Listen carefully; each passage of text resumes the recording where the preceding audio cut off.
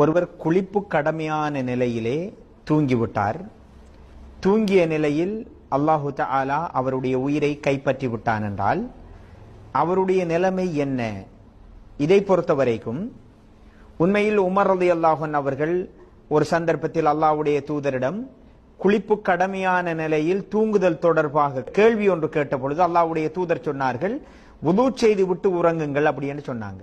ஒருத்தருக்கு குளிப்பு கடமையாகுது, அவர் அப்படியான ஒரு சூழல்ல குளிக்க முடியல, ஏதோ ஒரு காரணம், குளிர் அல்லது உடல் சோர்வு, ஏதோ ஒரு காரணத்தால் அப்படியே தூங்கணும் அப்படின்னு நினைக்கிறாருண்டா ஆக குறைந்தது உதுவாவது செய்து கொண்டு தூங்க வேண்டும் என்கிற வழிகாட்டலை பெருமானார் ஸல்லல்லாஹு அலைஹி வஸல்லம் அவர்கள் சொல்லி இருக்கிறார்கள்.